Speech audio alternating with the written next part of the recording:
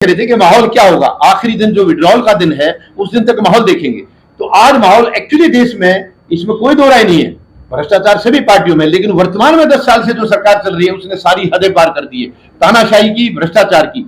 और अब माहौल देश में कुछ लोग, बहुत कुछ कम लोग हैं जो ये चाहते हैं कि हम इसी सरकार को वापस लाएंगे, ज्यादातर लोग ये चाहते हैं हमने इस सरकार को आने नहीं देना। तो वो माहौल जब हमने देखा तो हमने सोचा इससे जो इनको कैंसिल करने के लिए, यानी इनको हराने के लिए जो आ रहे हैं, निजात पाने की दवा है। हाँ, इससे निजात पाने के लिए जो आदमी अगर आगे निकल रहा है तो हमें उसका समर्थन, हमने इसमें कोई पार्टी नहीं देखी है कि ये कांग्रेस है, बीजेपी है, कोई और है। मतलब बीजेपी के खिलाफ जिसका माहौल है, जो जीत सकता है, इनको मात दे सकता है, वो हमने जायजा लिया और वो जायजा लेकर के हम आज इस नतीजे पर पहुंचे हैं कि इंडिया गठबंधन बीजेपी को मात दे सकता है। तो हमने बिना किसी स्वार्थ के, केवल राष्ट्रीय हित में ये फैसला लिया है और मिसेस संतोष मलिक का आज हमने नामांकन वापस लिया। हाँ जी, राहुल जी, जब भी कोई मैनिफेस्टो का मुद्दा आता है, पहले चुनाव में मुझे याद है राहुल गांधी ने इस तरह के अपने मैनिफेस्टो में रखे थे मुद्दे, लेकिन जिस तरह वर्तमान में मुद्दों पे चर्चा न हो कि मेन स्ट्रीम मीडिया कहीं राम मंदिर पे फोकस होता है, कहीं पे पाकिस्तान के होता है, कहीं पे अमेरिका बैठे हुए किसी राजनीतिक के बयान पे प्रतिक्रिया होती है, तो क्यों ना आज भी 76 साल के बाद जो मुद्दे होते हैं, मैनिफेस्टो होते हैं, कमिटमेंट होते हैं, उन पे लोग अभी तक क्यों फोकस नहीं हो रहे? देखिए, ये जो आप कह रहे हैं, मैं आपको बताना चाहता हूं आपके दर्शकों के साफ गोई के साथ, भारत में दो किस्म की जिद है। नरेंद्र मोदी की जिद ये है कि 2047 तक, 2002 से कुर्सी पर बैठे थे गुजरात के मुख्यमंत्री की, और 2047 तक किसी भी कीमत पर कुर्सी पर बैठे रहना चाहते हैं। इस जिद को पूरा करने के लिए नरेंद्र मोदी ने कह दिया कि मैं संसार में भारत को सबसे धनवान देश बनाने वाला हूं। धनवान देश बनाने के लिए क्या करने वाले हैं? सरकारी नौकरियां नहीं देंगे, तमाम सरकारी संस्थानों को बेच करके हमारे देश में आरक्षण का जो अधिकार है, SC ST OBC का, उसे खत्म कर दिया जाएगा। हमारे देश के अंदर किसानों को MSP की गारंटी और कर्जा माफ नहीं किया जाएगा।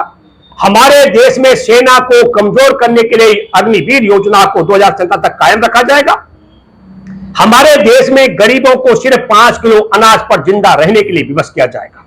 यह जिद है मोदी की। और आपके किताबों पर, कॉपी, पेन, पेंसिल पर, आपके दूध पर, टॉफी पर, चावल, आटे पर टैक्स लगा करके आपसे धन जुटाया जाएगा। आपको गैस सिलेंडर 3 गुना 4 गुना आगे चलकर अगर जीत के आ गए तो 4 गुना महंगी कीमत पर बेचा जाएगा। आपको बहुत सस्ती कीमत पर डीजल और पेट्रोल बहुत महंगे दामों पर बेच करके, मतलब आपके लूटपाट करके देश को धनवान बनाने का, देश की सरकारी संपत्तियां बेच करके, सरकारी मुलाजिमों को आप लगा लो 30 लाख सरकारी वैकेंसी है और उनका गणना कीजिए, आपकी एक महीने की तनख्वाह 30 लाख की कितनी होती है और 2047 तक उन्हें नौकरी नहीं मिलेगी तो कितना पैसा बचेगा? आपका 400 का गैस सिलेंडर 900 में बेच के कितना पैसा बचेगा? आपका 40 रुपए लीटर का पेट्रोल जो वहां अभी नेपाल में मिलता है, हमारा दिया हुआ, वहां आपको किस रेट में बेच करके वसूला जाएगा? यह बात मैं कह सकता हूं कि धनवान बनाने की प्रक्रिया यह है। अब धन कैसे रहेगा? क्योंकि सरकारी संस्थान सब बेच दिए जाएंगे, धन किसके पास रहेगा, शोध का विषय है। दूसरी तरफ राहुल गांधी की जिद है कि नरेंद्र मोदी, तुमने हमारे देश में अदानी अंबानी जैसे लोगों को 16 लाख करोड़ रुपए दिया, जो तुमने अमीरों को दिया मैं गरीबों को दूंगा। क्या जिद है राहुल गांधी की? राहुल गांधी की जिद है कि मैं अब किसानों को MSP की गारंटी दूंगा, उनका कर्जा माफ करूंगा।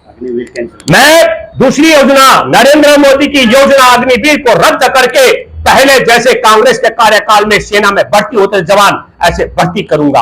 कांग्रेस की जिद है राहुल गांधी की, मैं 5 किलो अनाज ही नहीं 1 लाख रुपए सालाना प्रत्येक गरीब परिवार को दूंगा। राहुल गांधी की जिद है कि हमारे देश के अंदर मनरेगा के मजदूरों को 400 रुपए की मजदूरी दी जाएगी। हमारे देश के अंदर अप्रेंटिसशिप करने वाले डिप्लोमा धारकों को 1-1 लाख रुपए दिया जाएगा। और फिर मैं कहना चाहता हूं आपके दर्शकों को, हमारे देश के अंदर 16 लाख करोड़ रुपए अदानी अंबानी जैसे लोगों को देंगे, देश नहीं टूटेगा। लेकिन अगर मनरेगा के मजदूरों को 400 रुपए मजदूरी मिलेगी तो नरेंद्र मोदी कहता है देश टूटेगा।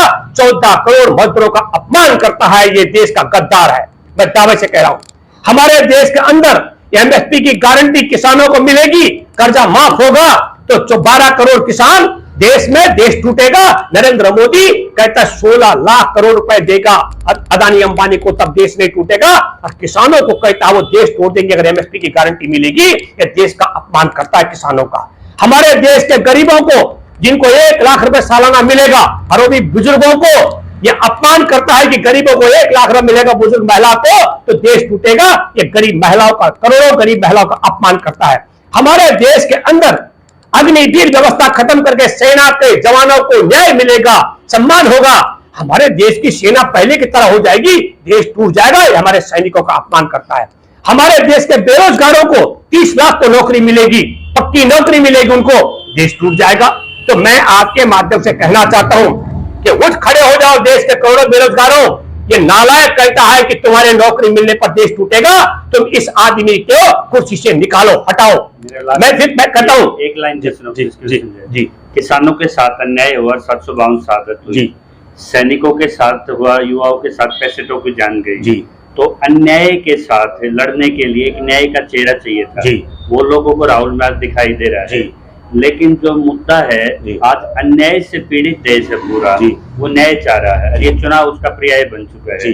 तो ये जो आपके मुद्दे दर्शकों को निश्चित तौर पे ये ऊर्जा देंगे और ये सोचने पे विवश करेंगे कि उनको हिंदू राष्ट्र, यूसीसी और इस तरह के जो छदम पाखंड के मुद्दों से क्या मिलना है, या मुख्य मुद्दों से भटकाने के लिए जो नेशनल मीडिया काम कर रहा है।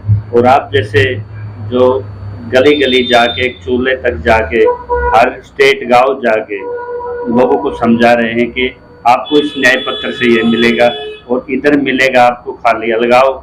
ये 35-1 भारत पाकिस्तान हिंदू मुस्लिम, इससे शायद जनता भूख चुकी है और ये जल्दी ही लोगों के सामने खुल जाएगा। क्योंकि आप ट्रू एम्पावरमेंट जो भी आपने बताया वो कहीं ना कहीं लोकसभा में है, हमारी राज्यसभा में है। तो ये फैसले की